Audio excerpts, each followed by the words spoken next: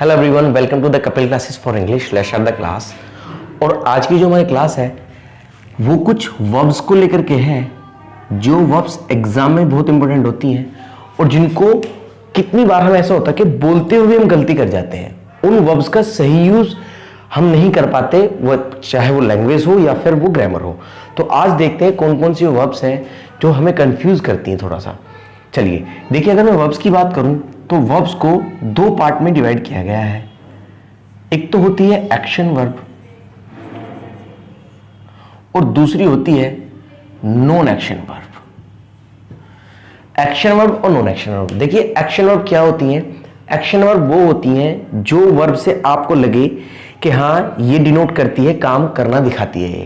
ये मैं इसकी डेफिनेशन लिख सकता हूं, जो वर्ब काम करना दर्शाए, जो वर्ब है कार्य करना दर्शाती है। यानी कि जिस वर्ब को अगर आप देखते हैं, जिस वर्ब को अगर आप यूज करते हैं तो आपको लगता है कि हाँ कुछ ना कुछ काम हो रहा है, तो ये वो वर्ब्स होती हैं। जैसे अगर मैं बोलूं टीच, जैसे मैं पढ़ा रहा हूं तो कोई भी कह सकता है हाँ पढ़ाने का काम हो रहा है। टीच है, प्ले है, खेल है, तो ये भी एक काम है। डांस है, राइट है, कुक है, बहुत सारी वर्ब्स होती हैं। तो जो वर्ब काम करना बताती है, काम करना दर्शाती है, वो हमारी एक्शन वर्ब कहलाई जाती है। और एक्शन वर्ब जो होती है can be used in any tense, यानी कि वो किसी भी टेंस में यूज हो जाएगी, चाहे वो इंडेफिनिट हो, कंटिन्यूअस हो, परफेक्ट हो, परफेक्ट कंटिन्यूअस हो। ठीक है, जैसे मैं पढ़ाता हूं आई टीच, नो प्रॉब्लम। मैं पढ़ा रहा हूं I am teaching, no problem हो जाएगी। मैं पढ़ाऊंगा आई विल टीच, यानी कि किसी भी वर्ब्स में किसी भी टेंस में यूज हो सकती हैं। तो इनके यूज तो आपको पता ही होगा कि वर्ब्स हैं, एक्शन वर्ब्स होती है, कहीं भी हम इनका यूज कर सकते हैं। अब जो इस क्लास का टॉपिक है आज का, जो सबसे इंपॉर्टेंट टॉपिक है, that is called non action verb. आज हम इनके बारे में पढ़ेंगे, नॉन एक्शन वर्ब क्या होती है। देखिए नॉन एक्शन वर्ब, इसको हम लिंकिंग वर्ब भी बोलते हैं ग्रामर के पॉइंट ऑफ व्यू से। इसको आप लिंकिंग वर्ब भी बोलते हैं, स्टेटिव वर्ब्स भी बोलते हैं, काफी सारे नाम है इन वर्ब्स के। तो नॉन एक्शन वर्ब सबसे पहले देखते हैं होती कौन कौन सी हैं। देखिए सबसे पहले मैं लिखूंगा बी और इसी का पार्ट होते हैं इज, एम, आर, और पास्ट में ये वर हो जाता, वोज हो जाता है और ये वर हो जाता है। ये वर्ब्स हो जाती है। नेक्स्ट आता है लुक है, सीम है, अपीयर है, और लव है, like, hate, remember, know, stand,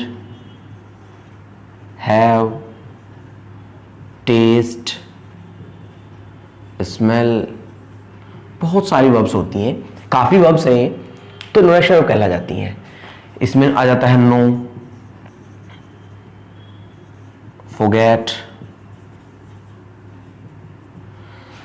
तो ये वर्ब्स होती हैं जो काम करना नहीं दर्शाती हैं, यानी कि इन वर्ब्स को अगर हम यूज करते हैं तो ये कोई भी काम नहीं बताती हैं। जैसे अगर मैं सेंटेंस लिखता हूं, मैं आपको जानता हूं, आई नो यू, तो सेंटेंस अपने आप में कंप्लीट है। और या तो मैं आपको जानता हूं, और अगर मैं बोलूं मैं आपको नहीं जानता, आई डोंट नो यू।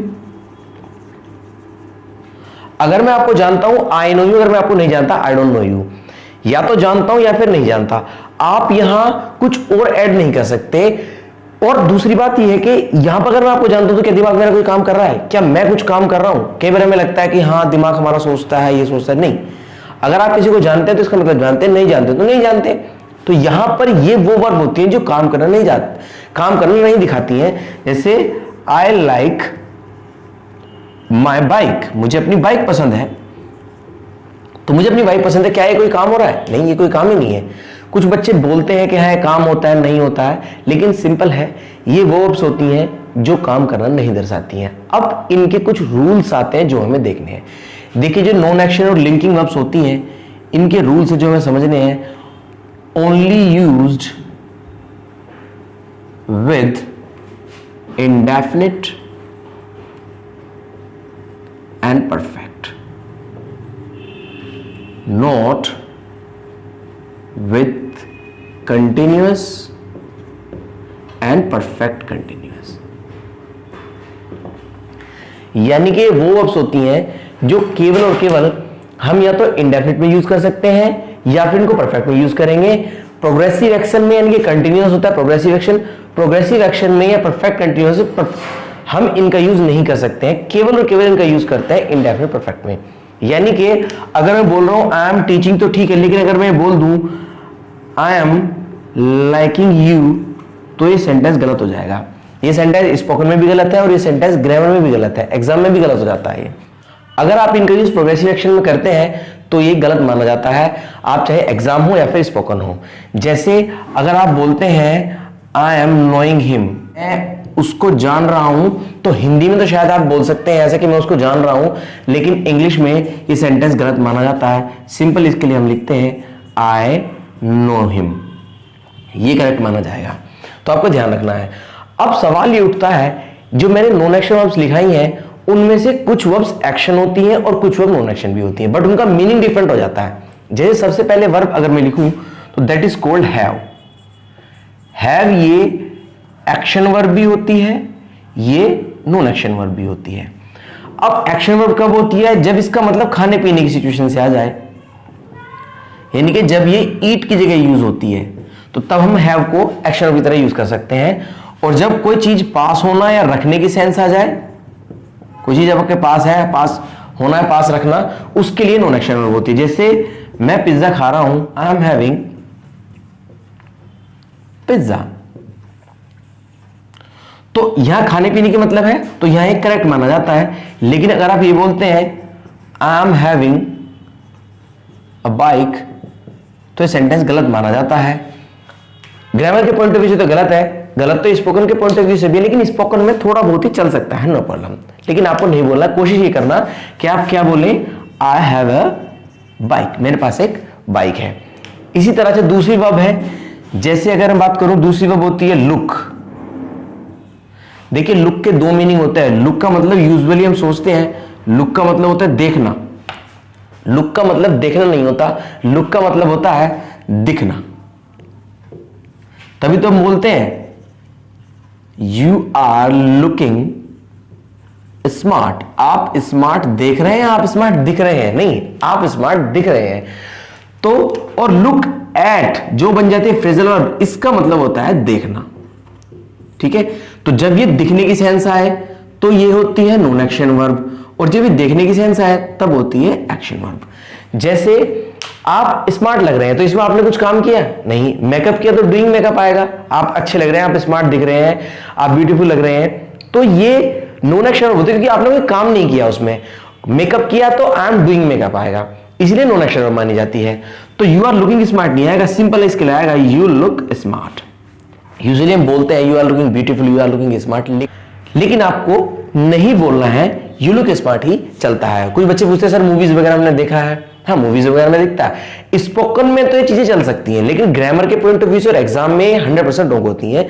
लेकिन जो अच्छे स्पीकर्स होते हैं वो भी यू लुक स्मार्ट ही बोलते हैं, ना कि यू आर लुकिंग स्मार्ट। लेकिन फिर भी अगर आ जाता है, आप बोल लेते हैं यू आर लुकिंग स्मार्ट, तो स्पोकन में चल जाता है, लेकिन ग्रामर में इसका ध्यान रखना। और अगर बोले I am looking at you,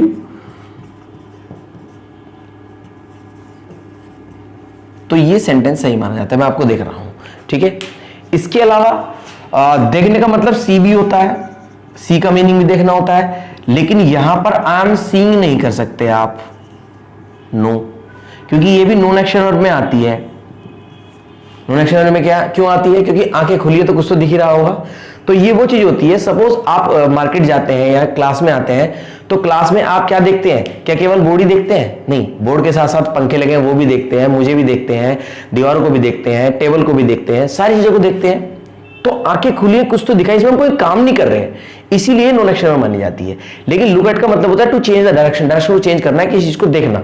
suppose आप बोर्ड को देख रहे हैं या आपका इधर उधर देख रहे हैं, तो मैं बोल सकता हूं लुक एट द बोर्ड, यानी कि आपकी डायरेक्शन चेंज हुई है, इसीलिए वो काम हुआ है, आपने वो काम किया कहीं और से यहां देखना शुरू किया है, इसीलिए ये तो जो लुक एट है ये तो एक्शन वर्ब भी मानी जाती है, ठीक है। इसका ध्यान रखें। इसी तरह से एक और है, तो आई एम सीइंग यू गलत होता है, आई सी यू होता है, बस आई सी यू। एक और होता है इसी तरह से, जैसे है हियर और लिसन। हियर जो होती है नॉन एक्शन वर्ब होता है, और लिसन जो होता है एक्शन वर्ब होती है, जबकि दोनों का मतलब सुनना होता है। लेकिन हियर का मतलब वो है कान खुले हैं हमारे, तो बहुत सारी बातें सुनते हैं हम। जैसे अगर आप क्लास में बैठे हैं तो जो पंखे की आवाज आ रही है वो भी सुनेंगे आप, बस अगर बाहर बस रोड पे बस जा रही है तो उसकी आवाज भी सुनेंगे आप, कोई आवाज लगा रहा है तो उसकी आवाज भी सुनेंगे। तो हमारे कान केवल एक बात को नहीं, जितनी भी आसपास एक्टिविटी होती है उनको सुन सकते हैं, इसीलिए ये नॉन एक्शन वर्ब मानी जाती है। तो ये सेंटेंस यहां गलत होता है, आई एम हियरिंग यू नहीं, तो इसको बोलेंगे आई हियर यू, ये बोलते हैं। लेकिन लिसन का मतलब होता है ध्यान से सुनना, इसीलिए सही माना जाता है I am listening to you. ठीक है, ये सही माना जाता है। तो ये कुछ वर्ब्स है जिनमें हमें देखना है, कुछ वर्ब्स एक्शन वर्ब की तरह यूज होती है, कुछ वर्ब वही सेम वर्ब बट उनका मीनिंग अलग हो जाता है। जैसे हैव का मीनिंग खाने पीने की सेंस आएगा तो एक्शन वर्ब है, वरना तो ये नॉन एक्शन वर्ब है। लव तो ये नॉन एक्शन वर्ब भी होती है, इसको आप नहीं बोल सकते आई एम लविंग यू या आई एम लविंग हिम या I am loving my bike, no, इसको तो आप ये बोलना पड़ेगा I love you, I love him, I love my parents, इसको तो आपको यही बोलना पड़ेगा। लेकिन आपने एक सेंटेंस, यूजुअली बच्चे पूछते हैं कि सर मैंने ये डिक्शनरी में भी देखा है कि ये सेंटेंस लिखा हुआ है आई एम लविंग इट, तो क्या वो गलत है? ये सेंटेंस बिल्कुल सही है, लेकिन इसका मीनिंग अलग निकलता है। यहां पर इसका मीनिंग है, फॉर एग्जाम्पल कोई मैंने ऐसा टास्क दिया जिसको आप कर रहे हैं, तो मैं बोल सकता हूं how do you like this task, तो बोल सकते हैं आई एम लविंग इट, इसका मतलब है मैं इसको इंजॉय कर रहा हूं, ये इंजॉय की सेंस होती है। तो यहां पर इसका मतलब है मैं जो काम आपने मुझे दिया है, सपोज मैं खाना बना रहा हूं, तो वो बोलते हैं या I am loving it, it means मुझे खाना बनाना बहुत अच्छा लगता है और मैं इस काम को इंजॉय कर रहा हूं। तो यहां डिफरेंट मीनिंग जनरेट करता है। नेक्स्ट इसमें आता है स्टैंड, इसके भी दो मीनिंग होते हैं, स्थित होना,